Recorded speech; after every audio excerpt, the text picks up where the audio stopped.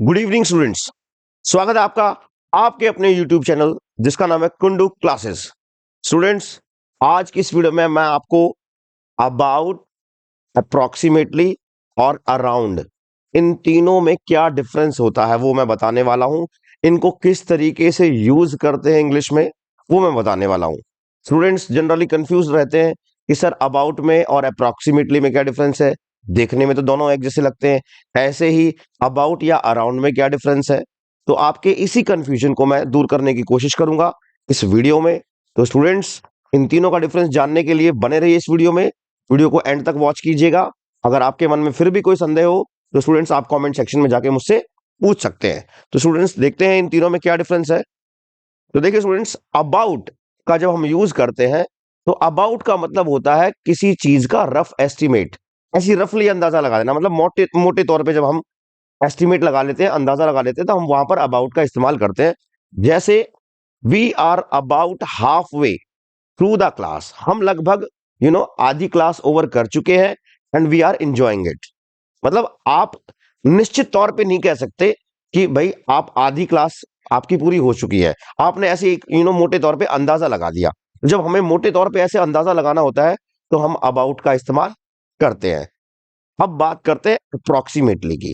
Approximately में का हम यूज करते हैं जब हमें नियर एक्यूरेसी चाहिए हो।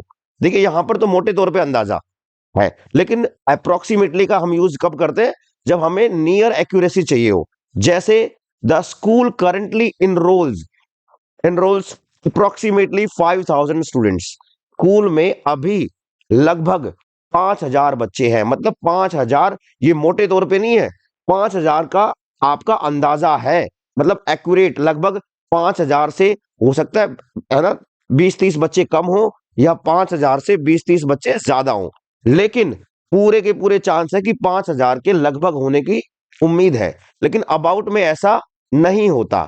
अबाउट में मैंने कहा मोटे तौर पे जो डिफरेंस, मतलब मोटे तौर पे हम ऐसे ही मोटा मोटा कि वो मतलब वो इतना एक्यूरेट नहीं होता अबाउट जब हम यूज करते हैं। लेकिन जब हम अप्रोक्सीमेटली का यूज करते हैं तो वो ज्यादा एक्यूरेट होता है। जब हमें चीजें ज्यादा एक्यूरेटली बतानी है तो हम अप्रोक्सीमेटली का इस्तेमाल करते हैं।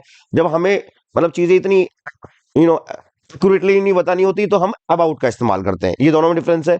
अब बात करते हैं अराउंड की। अराउंड का हम इस्तेमाल करते हैं, अराउंड शो करता है फिजिकल प्रॉक्सिमिटी को। मतलब फिजिकली कोई चीज आपके नजदीक है या सराउंडिंग को। जैसे we will look for you around the front of the building, हम आपको ढूंढेंगे। ठीक है, कहां पर? Around the front of the building, जो बिल्डिंग का जो फ्रंट है। तो आपको सराउंडिंग बता दिया कि जो फ्रंट पार्ट है बिल्डिंग का, फिजिकली बता दिया कि आपको जो बिल्डिंग का जो फ्रंट पार्ट है वहां के आसपास हम आपको ढूंढेंगे।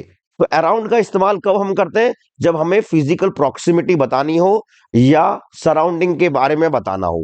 अबाउट का इस्तेमाल हम कब करते हैं? जब हमें मोटे तौर पर अंदाजा लगाना हो। प्रॉक्सिमिटली का हम यूज कब करते हैं? जब हमें चीजों को एक्यूरेटली नियर एक्यूरेटली हमें बताना हो कि लगभग इसी के आसपास।